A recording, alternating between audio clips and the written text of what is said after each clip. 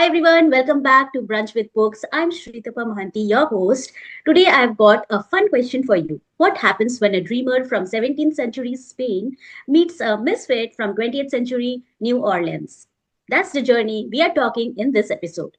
Exploring Miguel de Cervantes' 400-year-old classic Don Quixote and mapping it with John Kennedy Toole's Pulitzer Prize-winning novel, A Confederacy of Dunces. Two books written centuries apart, but both full of humor, eccentric characters, and the way imagination shapes or sometimes distorts reality. So, grab your cup of coffee or tea and let's get started.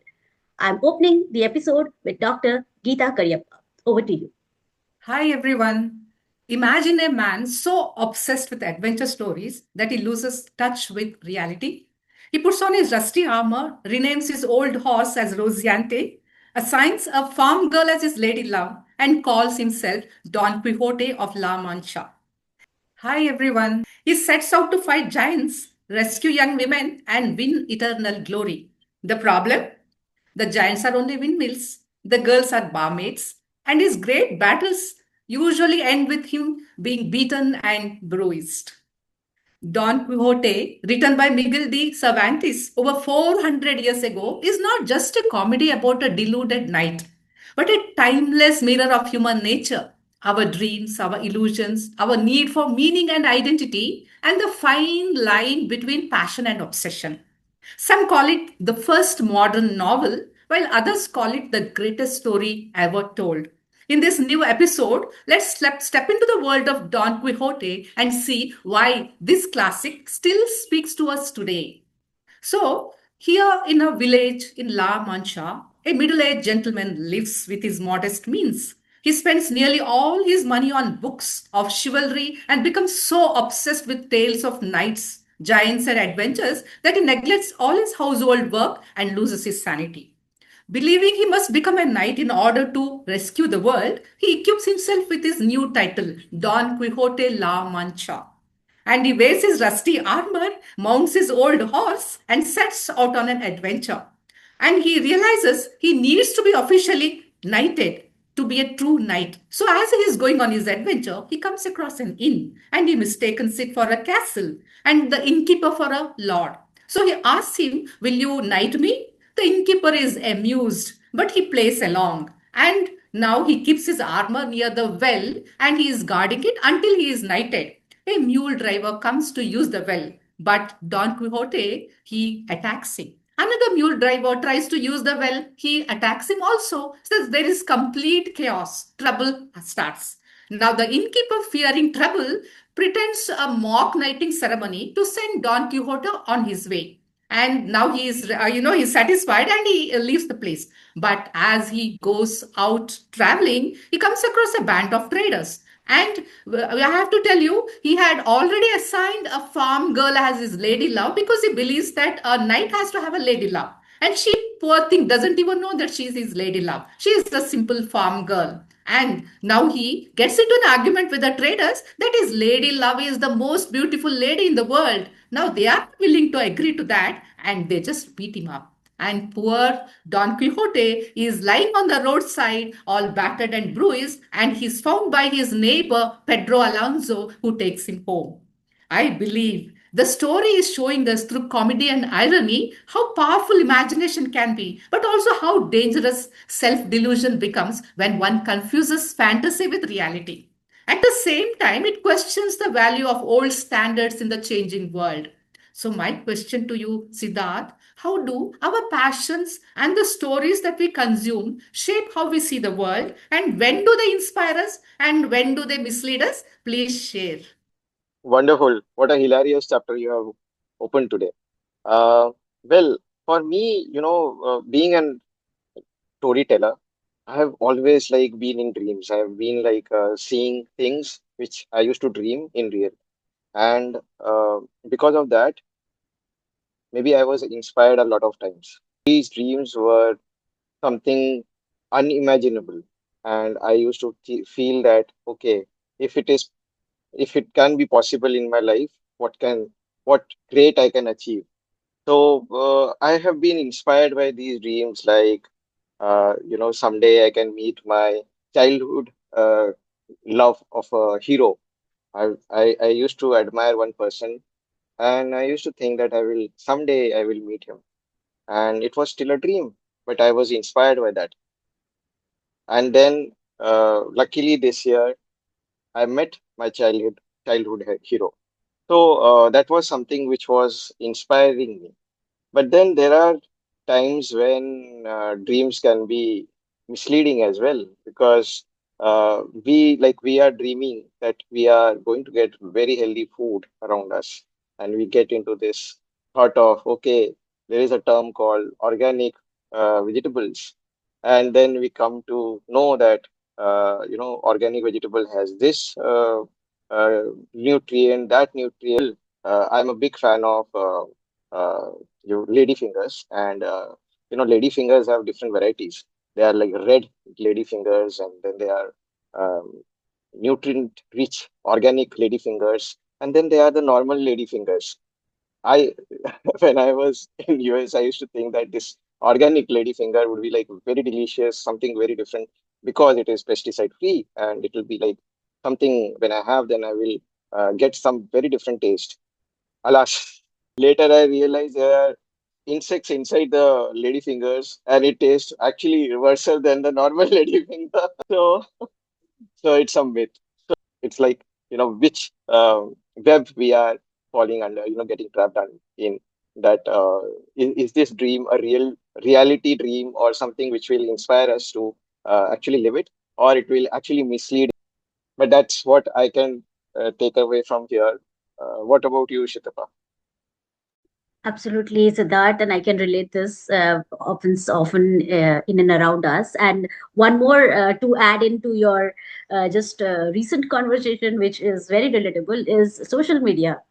We all just scroll Instagram, Facebook, and see people with smiles and vacation photographs and achievements, and we feel inspired. But then it gives us a feel that it's like a perfect life, perfect picture, and a wow kind of feeling, and then that makes us feel very ordinary, and we are not doing anything in life.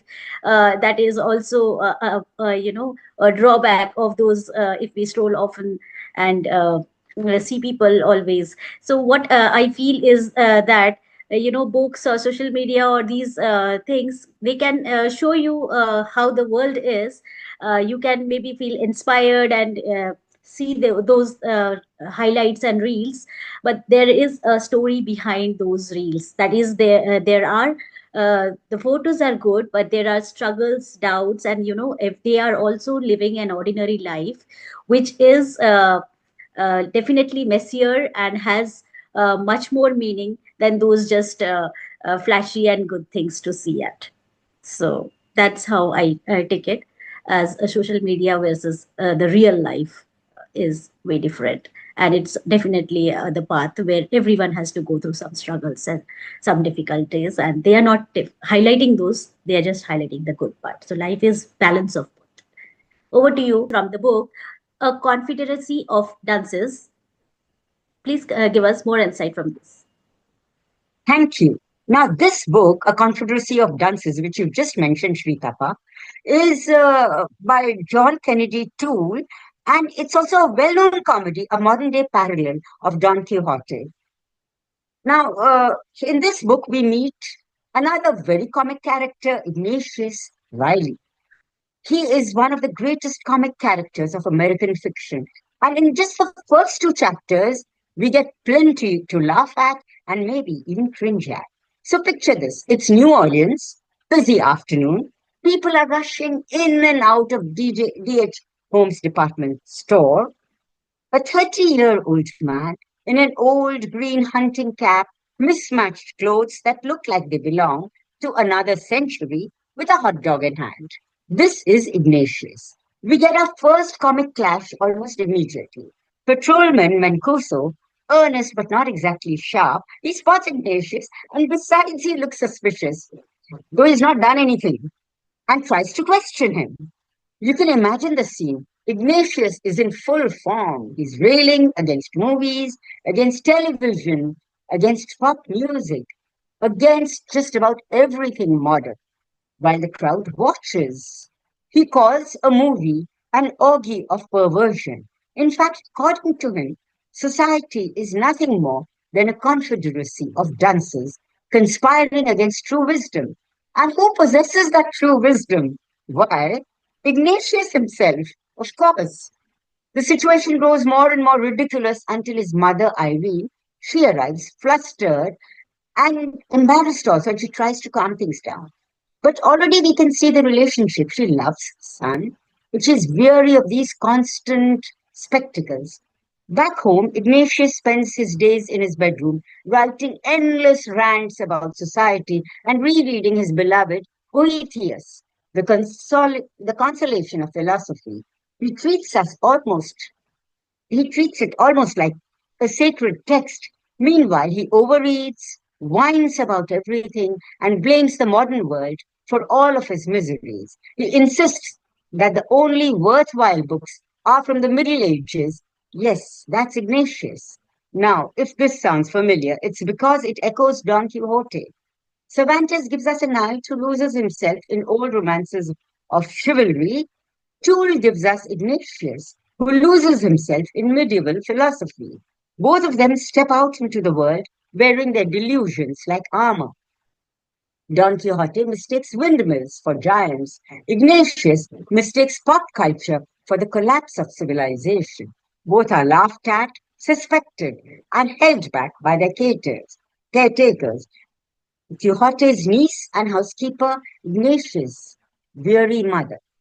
So already from the very beginning, you see how passions, whether books of knights or beautesses, shape the way we see reality.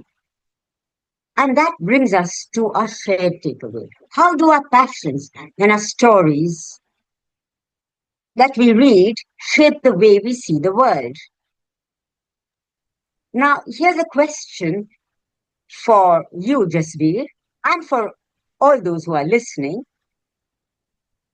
Do you think that sometimes the stories that we read, they inspire us, or they give us courage, or they give us identity, or if we lean too far into them, they can also detach us from reality that is around us? So over to you, Jasveer. Yes, Sujata, I completely agree with you. There are a lot of age-old beliefs and stories that all of us hear and believe. But there is something that God has gifted all of us is our intellect, our mind that we need to apply. And it has been known that many times certain form group of people, they have certain beliefs, and they believe that the other groups or other parts of the world are out to outwin them and destroy them, and as a result they start brainwashing young children and kids into believing that our group is the only group that can survive, and we can survive only by following certain beliefs. And in the bargain, we have young minds holding grudges and bitterness towards others. And all that we are doing is uh, putting their intellect to sleep and awakening the monster in them. Unfortunately, there are many mothers who try to like how Ignatius' mother was trying to explain to him the reality of life instead of his beliefs that whatever he's reading is the truth, and he was against the modern world. And you do have these kind of people in the world. So there are many such mothers who would want to help their children, but this is a group effort. It takes a village to bring up a child. So if the entire village believes in certain things, it's just very difficult for a mother to bring her child out of that belief and whatever they follow. So a lot of terrorism comes from this. I mean, we know very well that terrorists are not born that way.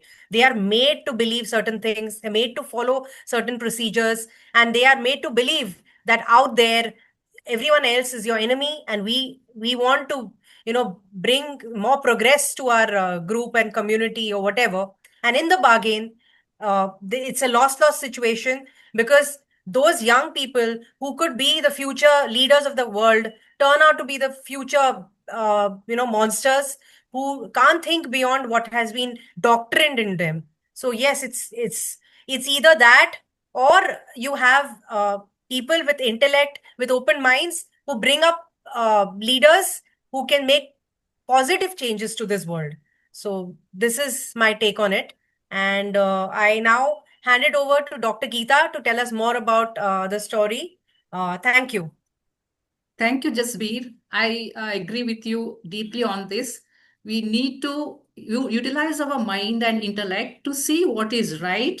And it is, the whole village has to come together to show the correct path. But coming to Don Quixote, who can predict how deep one's delusion runs?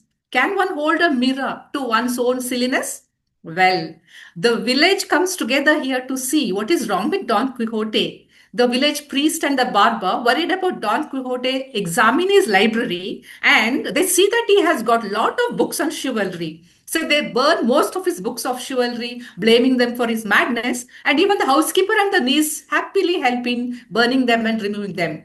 Now, Don Quixote, he rests, he recovers, but he decides to set out again. This time he is very wise. He believes he needs to take a lord with him so that, everything will pan out well. So he persuades his neighbor Sancho Panza, a poor, a simple farmer, but he's a shrewd farmer. So he persuades him to join him as his lord, promising him wealth and the governorship of an island. And Sancho, tempted by dreams of power, agrees and sets off with him, riding his humble donkey. Now, Don Quixote, as they set out on their journey, they come across the windmills, and he mistakes the windmills for giants and charges at them. His lance breaks and is thrown violently off from his horse, Rosinante. Sancho tries to reason with him, but Don Quixote insists that an evil enchanter transformed the giants into the windmills to deprive him of his glory. So they continue their journey, but Sancho is already realizing that his master's madness is deep. Now they come across two flocks of sheep. And here again, Don Quixote mistakes them for two opposing armies ready for battle. He charges, attacks the sheep, and kills several, and then he is pelted with stones by the angry shepherds. Sancho tries to tend to Don Quixote's injuries and also tries to reason with him. But his master insists that the armies were real. They were really there, but they vanished because of by enchantment. Now, I believe that these episodes remind us that imagination gives life meaning, but when unchecked, when they go unchecked, it can lead us off track. They remind us that many of life's struggles are illusions of our own making, and how misperceptions can turn harmless situations into painful battles. So, to live fully, we must balance our dreams with insight and our ambition with humility. This question is for you, Siddharth. When life knocks us down through criticism, through disappointments, or through failures, how do you feel we should balance our dreams and ambitions? Can you share your reflections on this? Wow, what a profound insight from this book. I think it is important that we balance it every time. Uh, but then sometimes in our life, we always have this desire, a desire to do something, a desire to get something, desire to uh, achieve something which is part of our dream. And then that desire actually gets into our head. And when it gets into our head, we feel like we just want to run towards that desire without thinking a lot. I think that is where the check needs to happen, because uh, desires can be um, very tiring, because they actually drain out all our energy at some point of time, and then uh, we may be running behind the wrong desire also, which is very possible. So when we talk about setting boundaries, it is one of the aspects we actually set for ourselves, that desires have to be according to our understanding of ourselves. And if we don't reevaluate it again and again in periodically, we don't recalibrate our um, results periodically, then don't evaluate it, then we will be in situations where our desires will actually mislead us, and we will be drained, and we are bound to fail in that case. And these failures will not only stop us again, because then it will create an impression that it was a wrong thing which we were running against. Actually, it was not that. It was our pace had to be first checked, and we had to level up to that particular situation, or whatever desire was, and then we could have done it in a better way. But because we don't do evaluation periodically, we just are running, running, running without even taking pause.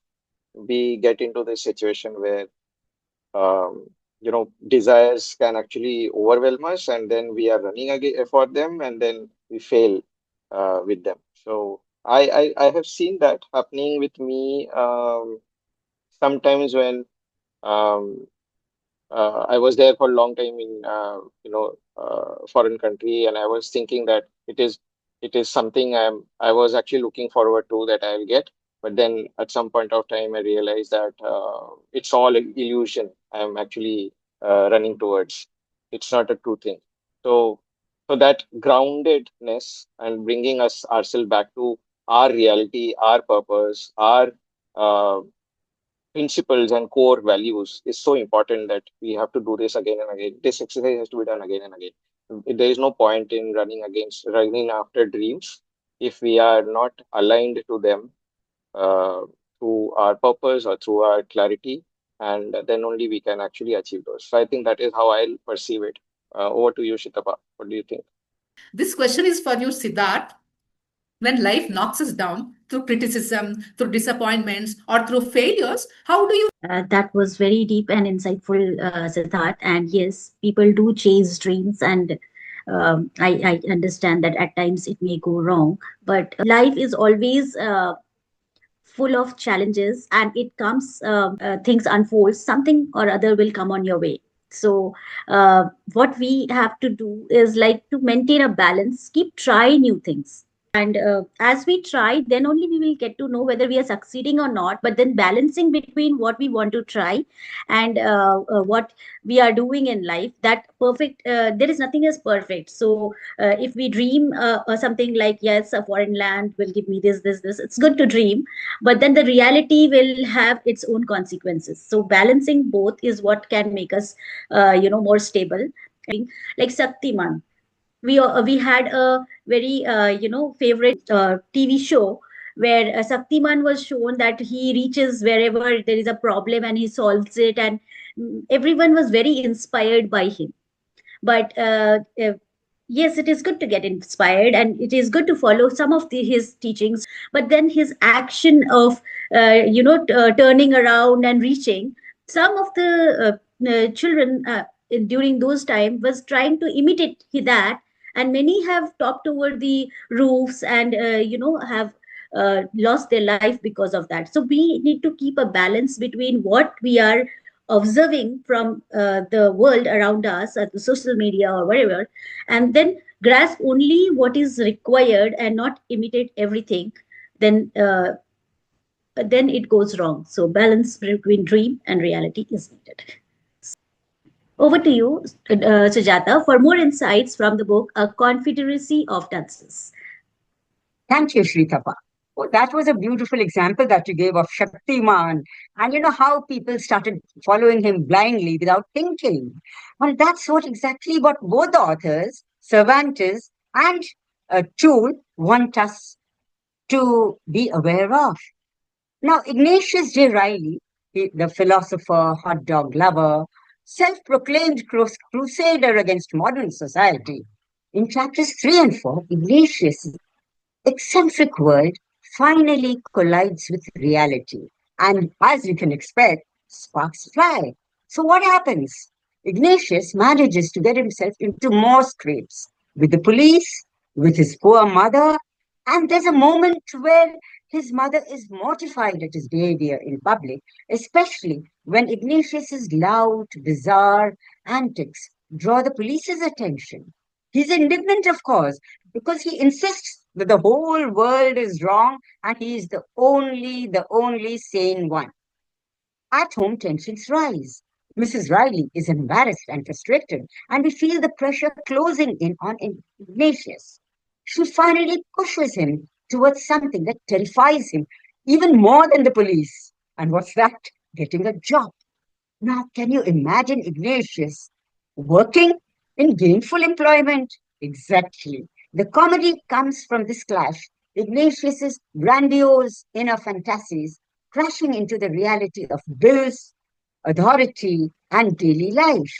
And here's the parallel with Don Quixote that I love. Don Quixote is already facing ridicule. His friends literally burn his library to stop him from chasing fantasies. But what does he do? He reinterprets every setback as proof of his noble mission. Ignatius is cut from a similar cloth. He calls society the true dunces and casts himself as a lone visionary. Both men are trapped in their dream worlds, colliding again and again with reality, and still insisting that they are right. So here's the big question, tying these two books together. Where's the fine line, the one between resilience and self deception? So, just be, and all of you watching, here's a question. Have you ever known someone who keeps chasing a dream no matter how impractical it looks? Maybe it's inspiring, or maybe it's not. What's your take on this, Jasveer? Home tensions rise. Mrs. Riley is embarrassed and frustrated, and we feel the pressure closing in on. Sujata, yes, there are many, many people in this world who believe in certain things which can be impractical, and they live in this world of delusion. So, since this is a comedy, in terms of a Gen Z, they're living in Delulu. Sujata, this is my world, and this is perfect. There is nothing beyond this. And this is very true with people who have stubborn mindsets. I mean, to a certain extent, being stubborn can be either positive or negative. And we all know that. We know of many, many leaders of the world who have caused world wars because of their beliefs. Because of certain beliefs, they believe that their particular race was dominating the world. And because of that, they caused harm to so many others, innocent people. So, this reality check is very important to the generations. I mean, I'm sure this is the way the God has made the world. There will be people who will live in a world of delusion and believe in certain things, and there has to be mothers like Mrs. Riley who will come and try and give them a reality check. I mean, Ignatius very well knew that in the real world, in a job, in a career, he cannot carry on with his silly notions and beliefs, because when the world is moving ahead, you have to move with it. It's the car, the wheels of a car, the wheels of time, they move ahead. You can't go back, reverse, and believe that, oh, the world is racing ahead and I know my path. It doesn't make sense, because then all that will happen is a person who has such beliefs will be left behind, far behind, isolated, and it will just create more mental agony, and it'll just make their situation worse. So I am sure that our viewers understand that being stubborn about a good belief about certain things that bring progress to this world makes sense, while being a believer of things that causes harm to the world doesn't help. You have to use your intellect and make the right decisions. So yes, now I'd like to hand over to Shritappa so that we can end today's conversation. Thank you. Thank you, Jaspreet, and I totally agree. Yes, we have to use our brains before we even take decisions in life, and look at and reflect on what we are doing and what is our intention. And with this, I have come to the end of this amazing episode of today, and we have some good insights to take away from this book, and we from these two books, and what we have learned is like what we consume and that is what shapes us. And so we have to choose things very wisely. And secondly, it shows us that life needs both dreamers and realistics, because balance is what truly keeps us moving forward. With this, I end this episode of today, and thank you for joining me and my team, and I will see you next time with another conversation over stories that shape us. Thank you. Tata. Bye bye. Take care.